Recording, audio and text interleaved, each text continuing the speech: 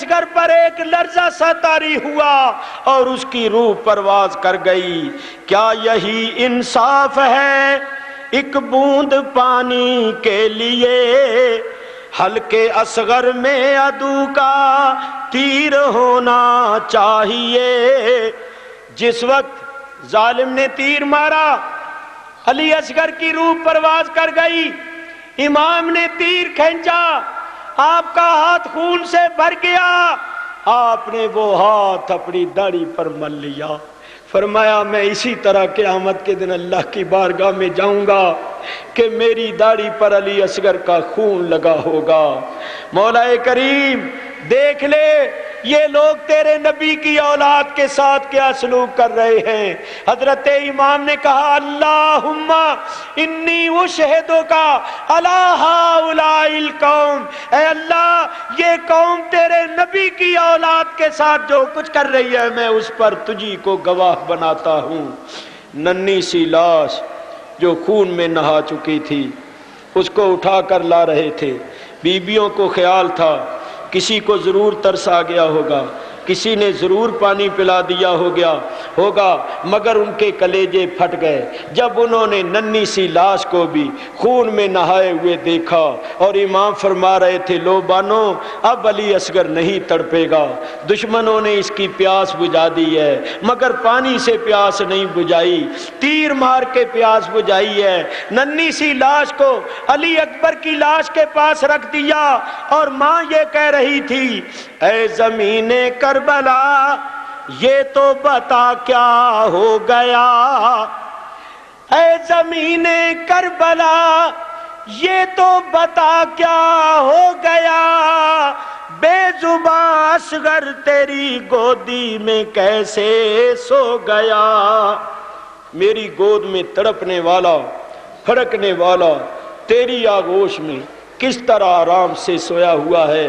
میرے دوستو مجھے تو ایسا لگتا ہے کہ علی اصغر شدت پیاس سے نہیں تڑپ رہے تھے، پیاس کی بے تابی کی وجہ سے مضطرب نہیں تھے، بلکہ وہ بھی شوق شہادت میں بے تاب تھے، وہ بھی جام شہادت نوش کرنا چاہتے تھے، وہ بھی تاریخ کے صفحات پر اپنے معصوم خون سے یہ نقش کرنا چاہتے تھے کہ میری معصومیت دیکھو اور ان کے ظلم اور ان کی جفا کو دیکھو کہ ان بدبختوں ظالموں نے میرے جیسے معصوم بچے پر بھی ترس نہیں کھایا۔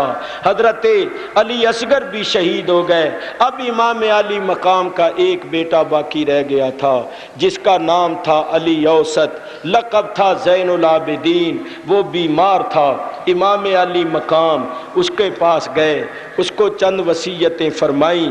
جوان بیٹا علی اوسط بیمار بیٹا لرزتے اور کانپتے ہوئے اٹھا، امام نے بڑی جلدی سے اس کو سنبھالا، آغوش میں لیا، اور علی اوسط زین العابدین بڑی سوز بھری دردناک آواز سے یہ کہہ رہے تھے ابا جان مجھے بھی رخصت کرو، میں بھی راہ حق میں شہید ہوں گا، میں بھی اپنی جان راہ حق میں قربان کروں گا۔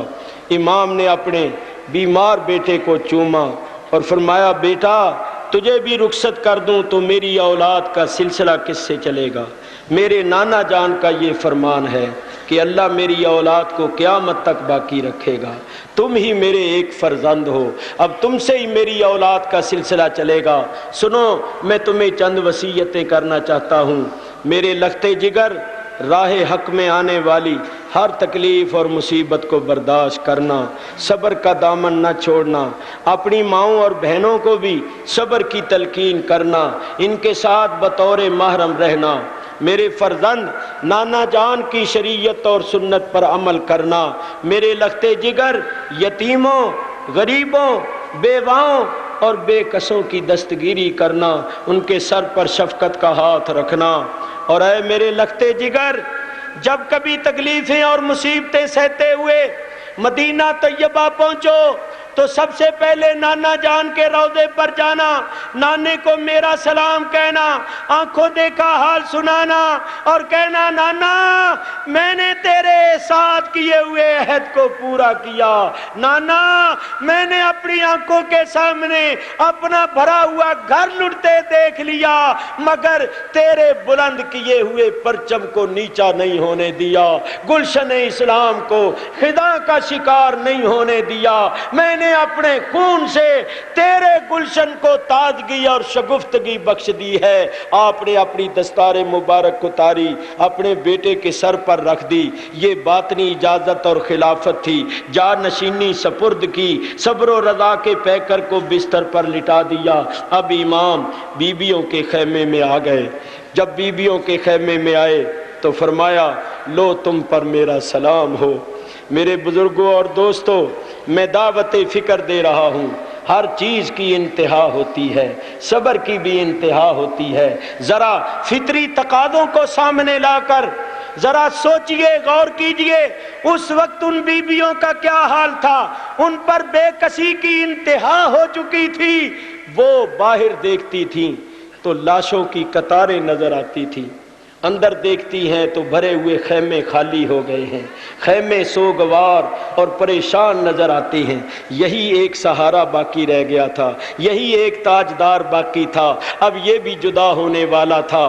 ذرا فطری تقاضوں کو پیش نظر رکھتے ہوئے سوچئے اس وقت ان بیبیوں کی کیا حالت تھی۔ میں کہتا ہوں ایسے حالات میں جگر پھٹ جاتے ہیں اور ہارٹ دل فیل ہو جاتی ہیں۔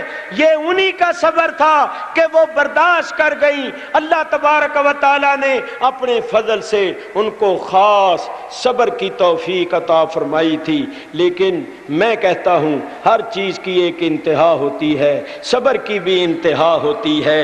امام علی مقام جب ان بیبیوں کے پاس آئے تو آپ نے ان بیبیوں کو وصیت فرمائی، آپ نے ان بیبیوں کو صبر کی تلقین فرمائی اور فرمایا اللہ کو سونپا تمہیں اے زینب و کلثوم، لگ جاؤ گلے تم سے بچھڑتا ہے یہ مظلوم، اب جاتے ہی خنجر سے کٹے گا میرا حلقوم، ہے صبر کا اماں کے طریقہ تمہیں معلوم، مجبور ہے ناچار ہے مرضی خدا سے، بھائی نہیں جی اٹھنے کا فریاد و بکا سے، جس وقت مجھے ذبح کرے لشکر ناری، رونا نہ سنو آئے نہ آواز تمہاری، بے صبروں کا شیوا ہے بہت گریا و زاری، جو کرتے ہیں صبر ان کی خدا کرتا ہے یاری، ہوں لاکھ ستم رکھیو نظر اپنی خدا پر، اس ظلم کا انصاف ہے اب روز جزا پر۔ آپ نے صبر کی تلقین فرمائی، میری بہن تم نے اسی ماں کا دودھ پیا ہوا ہے جس ماں کا میں نے دودھ پیا ہے، تم صبر والی ماں کی بیٹی ہو، میری بہن صبر کا دامن نہ چھوڑنا۔ تم نے دیکھا ہے بابا نے بھی صبر کیا، اماں نے بھی صبر کیا، تم صابروں کی اولاد ہو، تم نے بھی صبر کرنا ہے۔ دیکھنا میرے بات، رونا نہیں، شور و شین نہ کرنا، آہو بکا نہ کرنا، میں تمہارے رونے دھونے سے کوئی واپس نہیں آ جاؤں گا، صبر کرنا، اللہ صابروں کے ساتھ ہوتا ہے۔ لو میں تمہیں خدا کے سپرد کرتا ہوں۔ ایک ایک بی بی کا نام لے کر آپ سلام کہہ رہے تھے اور خدا حافظ کہہ رہے تھے۔ آپ کی بہت پیاری بیٹی حضرت سیدہ سکینہ، جن کی عمر کتابوں میں لکھی ہوئی ہے کہ 7 برس تھی، لوگ کہتے ہیں وہاں حضرت قاسم سے شادی ہوئی اور مہندیاں لگیں، ان لوگوں کو کوئی خیال نہیں آتا کیا وہ مہندیاں لگانے کا وقت تھا، شادیاں کرنے کا وقت تھا؟ 7 برس کی عمر تھی، حضرت سکینہ تو ابھی نابالغ تھی، کس طرح وہاں شادی ہو سکتی تھی؟ وہ معصوم بچی اپنے بابا سے لپٹ گئی اور کہا بابا تم بھی چلے جاؤ گے، اگر تم بھی چلے گئے تو میں بابا کہہ کے کس کو پکاروں گی؟ میرے سر پر شفقت کا ہاتھ کون رکھے گا؟ بابا سب چلے گئے، تم تو نہ جاؤ۔ بچی ٹانگوں سے لپٹی ہوئی ہے اور رو رہی ہے۔ امام نے بڑے پیار کے ساتھ اپنی بیٹی کو اٹھایا، سر اور منہ کو چوما اور چوم کر فرمایا میری بہن زینب دیکھو یہ میری بہت پیاری بچی ہے، میں نے اس کو بڑے پیار سے پالا ہے، زینب اس کو رونے نہ دیا کرنا، زینب اس سے پیار کیا کرنا، زینب اس کو میری لاش کے پاس نہ آنے دینا، اس کو یتیمی کا احساس نہ ہونے دینا۔ سیدہ زینب کی ہچکیاں بند گئیں اور سیدہ زینب نے کہا بھیا آج سکینہ یتیم نہیں ہو رہی، آج ہم سب یتیم ہو گئے، ہمارا بھرا ہوا گھر لوٹ لیا گیا۔ زمانے میں کسی پر ایسا ظلم و ستم نہیں ہوا ہوگا جیسا کہ ہم پر ہوا، اور افسوس ہمارا ہی کلمہ پڑھنے والوں نے ہمارے ساتھ یہ سلوک کیا۔ فرمایا میری بہن تمہیں کیا ہو گیا؟ صبر کا دامن نہ چھوڑو میری بہن، زبان پر حرف شکایت نہ لاؤ، رضینا بقضاء اللہ، ہم اللہ کی رضا پر راضی ہیں۔ کہہ کر یہ سخن شاہ چلے خیمے کے باہر، اس وقت بپا ہو گیا ہنگامہ محشر، چلا کے کوئی کہتی تھی ہائے ہائے میرے سرور، کہتی تھی کوئی اب نہیں آئیں گے برادر، بابا کو قسم دے کے بلاتی تھی سکینہ، اور روتی ہوئی پیچھے چلی آتی تھی سکینہ، چلاتی تھی قربان ہو بیٹی چلے آؤ، مر جاؤں گی بابا مجھے تم چھوڑ نہ جاؤ، صدقے گئی ننھا سا میرا دل نہ دکھاؤ، بے تاب ہوں مڑ کر مجھے صورت تو دکھاؤ۔ شاہ کہتے تھے ماں پاس رہو نکلو نہ تم گھر سے، اب حشر میں ہوے گی ملاقات پدر سے۔ امام علی مقام خیموں سے باہر آئے، اپنے گھوڑے ذوالجناح کو کھولا، جب بھی کوئی جاتا تھا آپ اس کو گھوڑے پر سوار کرتے تھے۔ خدا حافظ کہتے تھے اب آپ کی باری آئی تو گھوڑے پر چڑھانے والا کوئی نہیں رہ گیا، رکاب پکڑنے والا کوئی نہیں رہ گیا، خدا حافظ کہنے والا کوئی نہیں رہ گیا۔ غم نصیب بہن نے خیمے میں دیکھا، زینب نے پکارا میرے ماں جائے برادر، ناشاد بہن لینے رکاب آئے برادر، اب کوئی نہیں اب کوئی مددگار نہیں آئے برادر، صدقے ہو بہن گھر تمہیں پھر پائے برادر، کس عالم تنہائی میں سید کا سفر تھا، بھائی نہ بھتیجا نہ ملازم نہ پسر تھا۔ امام گھوڑے پر سوار ہوئے، میدان کی طرف رخ کیا، سیدہ زینب نے بازو پھیلا کر کہا اے اہل جہاں آج کے دن کر لو زیارت، دنیا سے محمد کے نواسے کی ہے رحلت، یہ شکل نہ آئے گی نظر پھر کسی صورت، سمجھو پسر فاطمہ زہرا کو غنیمت، ارے ڈھونڈو گے تو شبیر سا کا نہ ملے گا، پھر تم کو محمد کا نواسا نہ ملے گا۔ امام یزیدیوں کے سامنے گئے، فرمایا مجھے پہچانو میں کون ہوں، بدبختو کل قیامت کے دن اللہ کی بارگاہ میں یہ عذر پیش نہ کر دینا کہ ہم جانتے نہیں تھے، ہمیں کسی نے بتایا نہیں تھا۔ سنو میں تمہیں بتاؤں، میں حسین بن علی ہوں، میری ہی ماں فاطمہ الزہرا جنت کی عورتوں کی سردار ہے، میرے ہی نانا خاتم الانبیاء حبیب کبریاء احمد مجتبی محمد مصطفیٰ صلی اللہ تعالی علیہ وسلم۔ میرے ہی چاچا جعفر طیار ہیں جو فرشتوں کے ساتھ بہشت بری میں اور فرش زمین میں جہاں چاہتے ہیں پرواز کرتے ہیں۔ ہمارے ہی گھر میں شب و روز جبریل امین آتے تھے، ہمارے ہی گھر میں قرآن نازل ہوا ہے، ہمارے ہی گھر سے لوگوں کو ایمان، اسلام، قرآن اور ہدایت نصیب ہوئی ہے۔ ہم ہی وہ لوگ ہیں کہ جب کوئی خطیب منبر پر بیٹھ کے خطبہ پڑھتا ہے تو وہ اللہ کی حمد و ثنا کرنے کے بعد ہمارے خاندان پر درود و سلام بھیجتا ہے۔ ہم ہی وہ لوگ ہیں کہ جب تک کوئی نماز میں ہم پر درود نہ پڑے اس کی نماز نہیں ہوتی۔ لو میں تمہیں بتا چکا، اب تم کوئی عذر پیش نہیں کر سکتے ہو۔ آؤ آؤ اپنی مراد پوری کرو، میرے خون سے اپنی پیاس کو بجھاؤ۔ اب میرے پیچھے کوئی نہیں رہ گیا جو تلوار پکڑ کر تمہارے مقابلے پر آئے۔ میرے سارے رفقا ایک ایک کر کے جدا ہو چکے ہیں۔ آؤ کیا دیکھتے ہو؟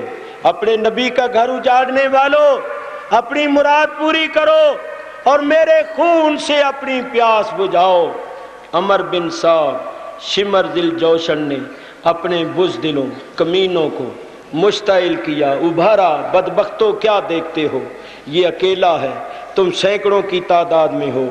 کیا بات ہے، تم اس پر حملہ کیوں نہیں کرتے ہو؟ اس پر حملہ کرو، ہم نے اسی کو تو مارنا ہے، اسی کو تو ختم کرنا ہے، اسی کو تو بغاوت کا مزہ چکھانا ہے۔ ان کے ابھارنے اور مشتعل کرنے پر جب وہ درندے آگے بڑھے تو حیدر کرار کے فرزند نے بھی اپنی تلوار ذوالفقار کو میان سے باہر نکالا۔ مقابلہ شروع ہو گیا۔ حضرت امام علی مقام کے اور یزیدیوں کے درمیان تلوار چل رہی تھی۔ امام علی مقام آج یہ ثابت کر رہے تھے کہ میرے بازوؤں میں حیدر کرار کی قوت ہے، میری رگوں میں جناب محمد الرسول اللہ کا خون ہے۔ امام علی مقام نے وہ شجاعت اور بہادری کے جوہر دکھائے کہ مار مار کے لاشوں کی انبار لگا دیے، یزیدیوں کے پرخچے اڑا دیے۔ یزیدی لشکر میں بھگدڑ مچی ہوئی تھی، جدھر آپ کا گھوڑا جاتا تھا وہ بھیڑ بکریوں کی طرح آگے لگ کر دوڑ پڑتے تھے، اور آپ یہ ثابت کر رہے تھے تم میں میرے جیسا کوئی شاہ سوار نہیں، میں تو وہ شاہ سوار ہوں جس نے دوش پیمبر پر سواری کی ہوئی ہے۔ تم میں میرے جیسا کوئی بہادر نہیں، میں تو وہ بہادر ہوں جس نے فاطمہ الزہرا کا دودھ پیا ہوا ہے۔ آج سیدہ کا دودھ اپنی تاثیر دکھا رہا تھا۔ یزیدی لشکر کے سپاہیوں کا بیان ہے، تاریخ طبری پڑھ کر دیکھیے۔ یزیدی لشکر کے سپاہی کہتے ہیں ہم نے کسی مارکے میں کسی بہادر کو اس طرح لڑتے ہوئے نہیں دیکھا جس طرح حسین کو کربلا میں لڑتے ہوئے دیکھا۔ حالانکہ 3 دن کے پیاسے تھے، صدموں سے چور چور تھے، مگر آپ نے وہ جوہر دکھائے کہ کوئی آپ کے مقابلے پر نہیں ٹھہرتا تھا۔ عمر بن سعد نے کہا بزدلو کمینوں، شرم کرو، حیا کرو، یہ تنہا ہے، تم سینکڑوں کی تعداد میں ہو، بھیڑ بکریوں کی طرح آگے لگ کر بھاگتے ہو، اگر تمہاری ہمتیں جواب دے گئی ہیں تو پیچھے ہٹ جاؤ۔ تازہ دم دستوں کو آگے بڑھنے کے لیے حکم دیا، وہ آگے بڑھے اور انہوں نے چمن زہرا کے جنتی پھول کو گھیرے میں لیا۔ امام علی مقام نے ان کا بھی ڈٹ کر مقابلہ کیا، مگر انہوں نے تیروں کا مینہ برسا دیا۔ بعد میں مورخین نے لکھا ہے کہ بعد میں آپ کے جسم انور کو دیکھا گیا تو آپ کے جسم میں 121 تیروں کے سراغ تھے۔ 121 تیر آپ کے جسم میں پیوست ہوئے تھے۔ انہوں نے تیروں سے چھلنی کر دیا۔ اسی اثنا میں ایک تیر سینے پر لگا، اس کی نوک دل میں پیوست ہو گئی اور آپ پر ایک لرزہ سا طاری ہو گیا۔ فرمایا بدبختو، تم نے تو اپنے نبی کی اذیت کا بھی خیال نہ کیا، تم نے تو اپنے نبی کی تکلیف کا لحاظ اور پاس نہ کیا۔ یہ آپ نے کیوں فرمایا تھا؟ اس لیے کہ نبی پاک آنکھوں کے سامنے سامنے تھے، نبی پاک کی تکلیف اور اذیت کو آپ دیکھ رہے تھے۔ بعض لوگ کہتے ہیں یہ اکاڑوی کیا وہاں دیکھ رہا تھا؟ کیا یہ میدان کربلا میں موجود تھا؟ میں میدان کربلا میں تو موجود نہیں تھا، لیکن یہاں کربلا والے موجود ہیں۔ میں تمہیں بتاتا ہوں، ذرا تحقیق کے میدان میں آؤ اور کتابیں پڑھو، پھر تمہیں پتا چلے۔ حدیث شریف میں آتا ہے، نبی کریم علیہ السلام فرماتے ہیں شہید جب اللہ تعالیٰ کی راہ میں جام شہادت نوش کرتا ہے، اس کے جسم پر زخم لگتا ہے، تو سرکار دو عالم نے فرمایا اس کا خون زمین پر بعد میں گرتا ہے اور وہ جنت میں اپنا ٹھکانہ پہلے دیکھتا ہے۔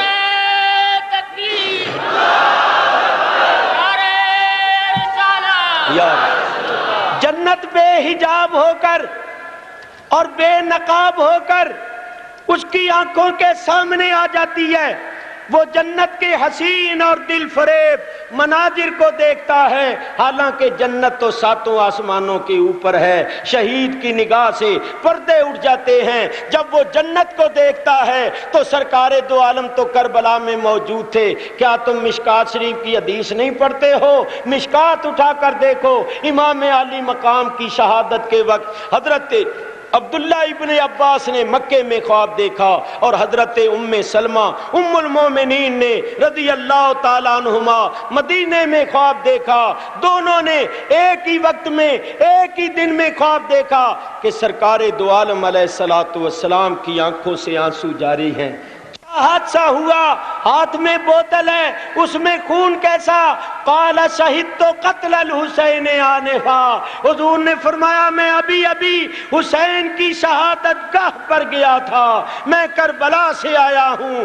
اور آپ جانتے ہیں نبی کریم جس کو خواب میں ملیں وہ نبی کریم ہی ہوتے ہیں۔ حضور نے خود فرمایا من رآنی فی المنام فقد رآنی، جس نے مجھے خواب میں دیکھا اس نے حقیقت میں مجھے ہی دیکھا۔ فإن الشیطان لا يتمثل فی صورتی، کوئی شیطان جن بھوت میری شکل نہیں بن سکتا۔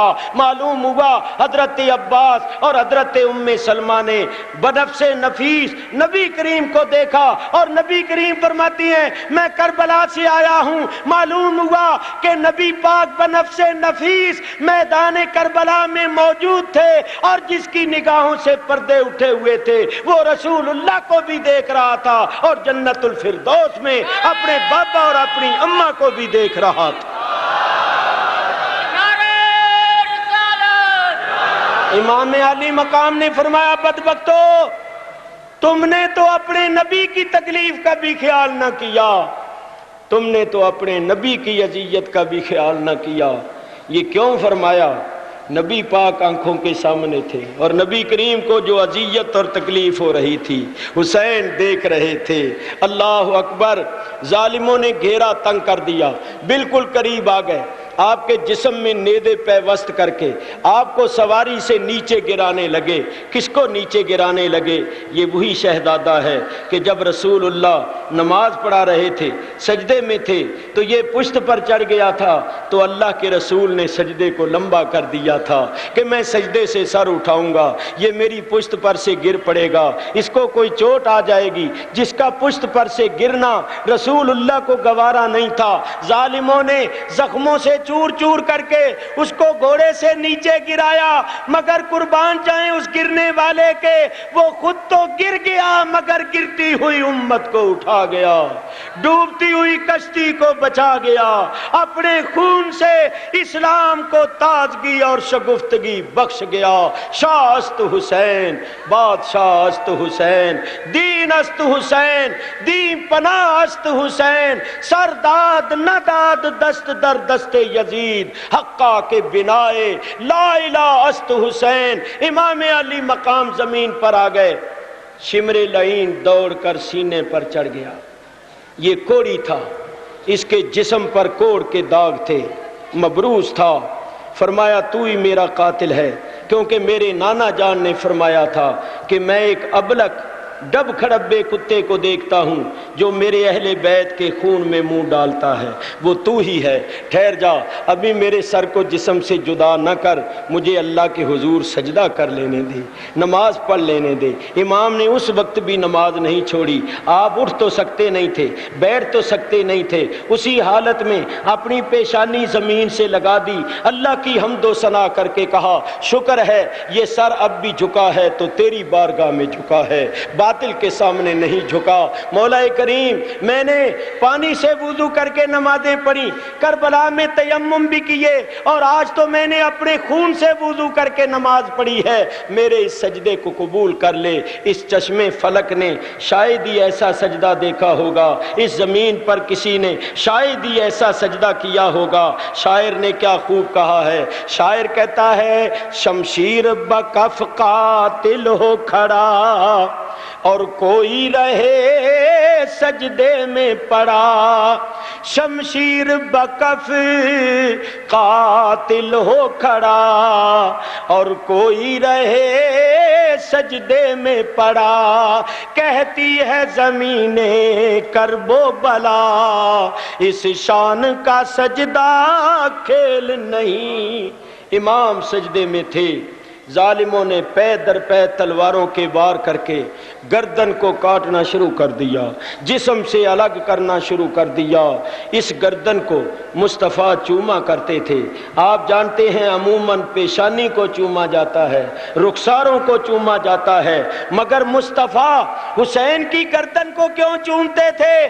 جانتے تھے کہ اس گردن نے راہ حق میں کٹنا ہے، اس گردن پر تلواروں کے وار پڑنے ہیں، اور لوگوں کو پتا چل جائے کہ ظالموں نے بوسہ گاہ رسول کو کاٹا، اس گردن کو کاٹا جہاں مصطفیٰ اپنے لب مبارک رکھ دیا کرتے تھے۔ امام علی مقام شہید ہو گئے، سر کو جسم سے جدا کر دیا گیا۔ آپ کا گھوڑا خیموں کی طرف دوڑا اور خیموں کے پاس جا کر چیخا، چلایا۔ سیدہ زینب جو سکینہ کو گود میں لیے بیٹھی تھی کہا بیٹی ذرا میری گود سے نیچے اترو، میں باہر نکل کے دیکھوں شاید تمہارے ابا آئے ہیں۔ ان کا گھوڑا چلا رہا ہے۔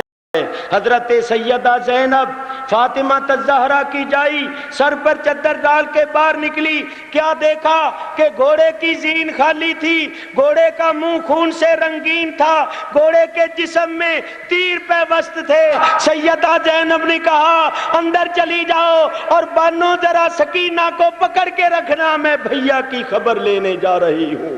فاطمہ الزہرا کی جائی سر پر چادر ڈالے ہوئے میدان کی طرف دوڑی جا رہی تھی، بھیا بھیا کہتی جا رہی تھی۔ القصہ گرتی پڑتی گئی فوج کے کریں، آیا نظر نہ فاطمہ زہرا کا ماجبیں، گھیرے ہوئے تھی چار طرف سے جائی ہوں، دیدار آخری کی تمنا میں آئی ہوں۔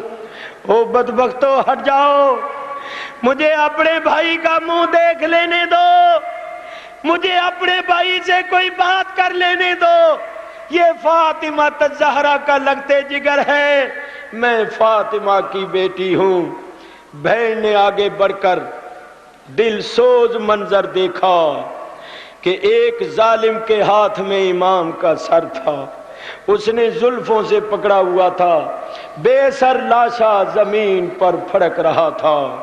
قاتل تو اس طرف کو سرے پاک لے چلا، تڑپا زمین پہ یہاں بدن شاہ کربلا، طبلِ ظفر بجانے لگے دشمن خدا، غل پڑ گیا شہید ہوا ابن مرتضیٰ، کھیتی علی کی کٹ گئی بستی اجڑ گئی، پردیس میں حسین سے زینب بچھڑ گئی، ناگا بہن کو آیا نظر لاشا امام، بغلوں میں ہاتھ ڈال کے لپٹی وہ تشنا کام، رکھ کر کٹے گلے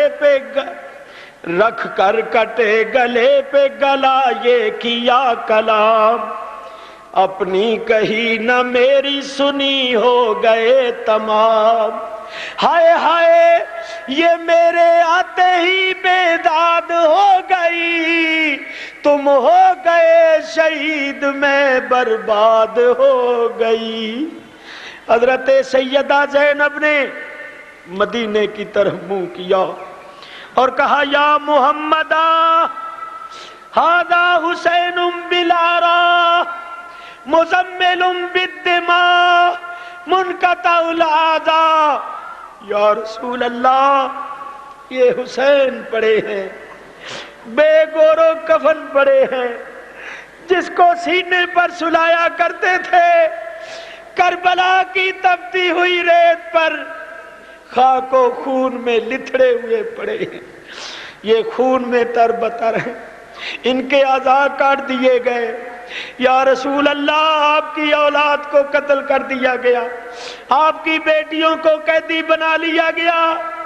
حضرت سکینہ دوڑتی ہوئی آئی, پھوپھی دشمنوں نے خیموں کو آگ لگا دی ہے.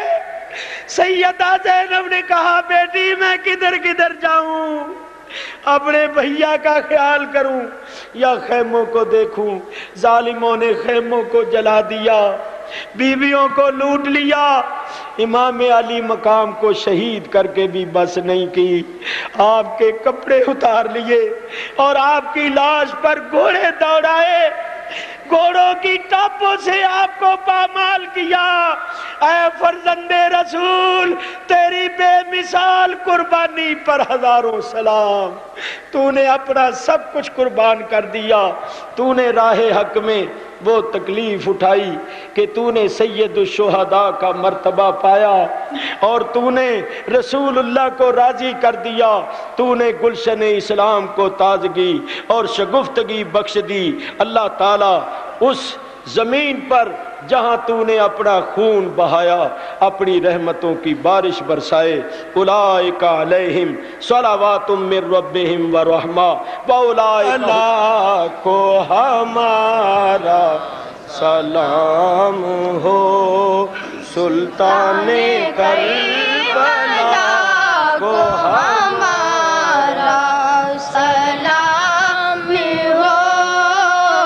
جانان مصطفیٰ کو ہمارا سلام ہو. جانان مصطفیٰ کو ہمارا سلام ہو. دریا رواں ہے جو میں بھی عبادت خدا کی تیغوں کے سائے میں بھی عبادت خدا کی برہان اولیاء کو ہمارا سلام ہو. سلطان کربلا کو ہمارا سلام ہو. جانان مصطفیٰ کو ہمارا سلام ہو. بھائی بھتیجے بھانجے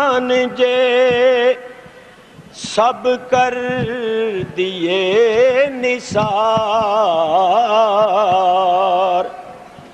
بھائی بھتیجے بھانجے